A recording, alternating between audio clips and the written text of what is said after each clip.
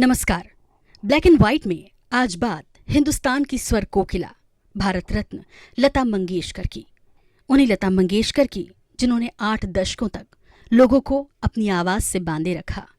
उन्हीं लता मंगेशकर की जो 6 फरवरी 2022 को हम सबको छोड़कर चली गईं। मोरा गोरा अंग लैले, मोहे शाम रंग लैले। दोस्तों, 28 सितंबर 1929 को इंदौर मध्य प्रदेश में जन्मी लता मंगेशकर महान बनी। उनका काम महान बना, लेकिन वो क्या शय थी जिन्होंने उन्हें महान बनाया। एक प्यार का नगमा है, मौजों की रवानी है। तो दोस्तों, इस एपिसोड में हम आपको सुनाएंगे उनके जीवन के 6 किस्से। हम तो रहेंगे बनके कली। दोस्तों, पहला किस्सा है तब का, जब वो 5 या 6 साल की रही होंगी। उनके पिता पंडित दीनानाथ मंगेशकर मराठी नाटक में काम किया करते थे, जिसमें वो अभिनय के साथ गाते भी थे। पंडित दीनानाथ मंगेशकर के परिवार में शास्त्रीय गायन की परंपरा थी, जिसे पंडित दीनानाथ आगे बढ़ा रहे थे। तो हुआ ये कि जब एक दिन पंडित दीनानाथ अपने एक शिष्य को गाना सिखा रहे थे, कुछ देर बाद वो शिष्य को अभ्यास करता छोड़ किसी काम से घर से बाहर चले गए। नन्ही लता वहीं पास में खेल रही थी। उन्होंने अपने पिता के शिष्य को पूरिया धनश्री राग गाते सुना। नन्ही लता वहां पहुंचकर शिष्य से बोली, आप गलत गा रहे हैं।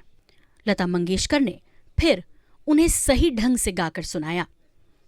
पीछे खड़े पिता दीनानाथ ये सब देख रहे थे। उन्होंने पत्नी को बुलाया और कहा, हमारे घर में ही अच्छा गवैया है और हमें पता ही नहीं। अगले ही दिन से नन्ही लता को उनके पिता ने संगीत की शिक्षा देनी शुरू कर दी।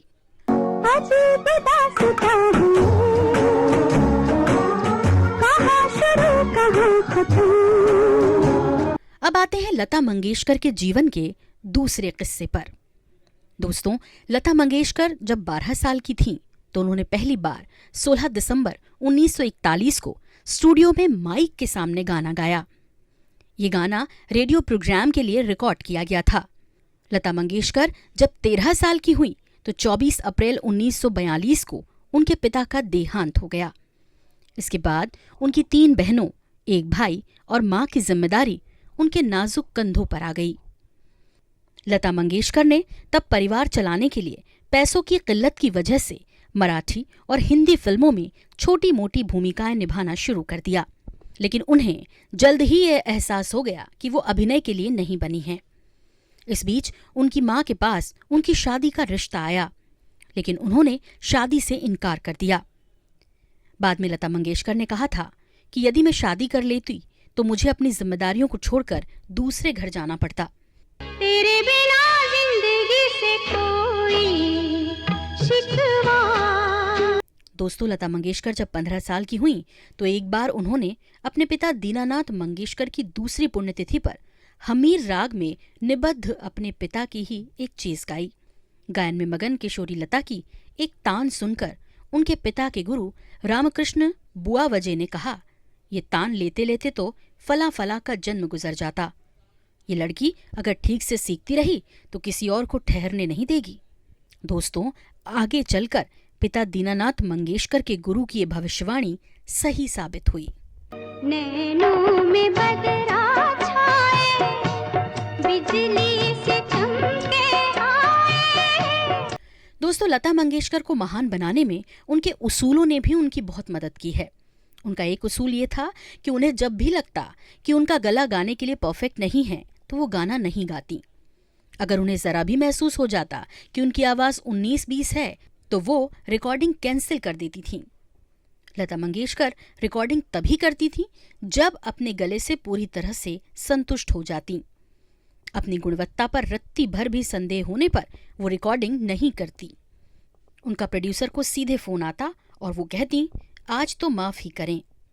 दोस्तों, इसलिए उस दौर में कहा जाता था कि लता मंगेशकर जब छींकती हैं तो सारे फिल्म उद्योग को बुखार आ जाता है। वह ऐसा दौर था जब लता मंगेशकर के बिना कोई बड़ी फिल्म मुकम्मल ही नहीं होती थी। अब आते हैं चौथे किस्से पर। कहते हैं, बिना जज्बे के कोई महान नहीं बनता। लता मंगेशकर में भी खुद को बेहतर बनाते जाने का जबरदस्त जज्बा था। कहते हैं एक बार दिलीप कुमार ने लता मंगेशकर के बारे में कहा था कि वो गाती तो अच्छा है, लेकिन उनके गाने में मराठी दाल भात की बू आती है।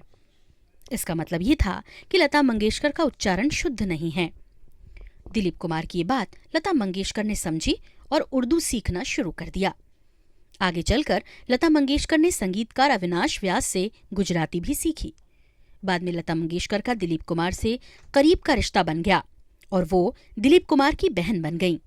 हमने देखी है उन आँखों की महकती खुशबू। अब बात करते हैं उस शय की जिनके बिना कोई महान नहीं बनता, और ये शय है आत्मसम्मान।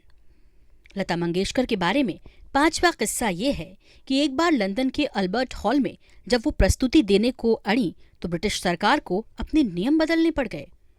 दरअसल उस वक्त लता मंगेशकर अपनी गायकी से दुनिया भर में डंका बजा रही थीं। इसी सिलसिले में वो पहुंची थी लंदन। उनका लंदन में शो था। लंदन में था प्रसिद्ध और प्रतिष्ठित अल्बर्ट हॉल, लेकिन अल्बर्ट हॉल में सिर्फ ब्रिटिश ही प्रस्तुति दे सकते थे। सारी दुनिया में अपना डंका बजा चुकी लता मंगेशकर को ये अपमान लगा। वो अल्बर्ट हॉल में अपनी प्रस्तुति देने पर अड़ गईं। आखिर ब्रिटिश सरकार को झुकना पड़ा। उनका शो अल्बर्ट हॉल में हुआ। दोस्तों, अब बात लता मंगेशकर की जिजीविषा की, संघर्ष की। रंगीला रे तेरे रंग में यूं रंगा है। लता मंगेशकर को लेकर छठा किस्सा ये है कि एक बार रिकॉर्डिंग के दौरान लता मंगेशकर के गले में खराश आई। पता चला कि उन्हें डिप्थेरिया हो गई है। डॉक्टर बोले वो गा नहीं सकेंगी। इसके बाद लता मंगेशकर 3 महीने बीमार रहीं। उन्हें 3 महीने आराम करना पड़ा। 3 महीने के बाद उन्होंने ये गाना गाया। ना मैं सपना हूँ ना कोई राज। ये गाना है फिल्म 20 साल बाद का, जो आई थी 1962 में।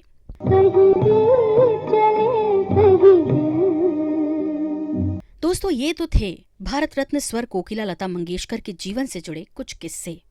लता मंगेशकर अब हमारे बीच नहीं है, लेकिन उनकी आवाज पहले की तरह ही हर दिन, हर घर, हर गली, हर मोहल्ले, हर नुक्कड़ पर गूंजती रहती है। इन्हीं लोगों ने ले लेना दुपट्टा मेरा, दुपट्टा मेरा। इस एपिसोड में आज बस इतना ही। अगले एपिसोड में आपसे फिर होगी मुलाकात। तब तक के लिए दीजिए इजाजत। नमस्कार। मेरी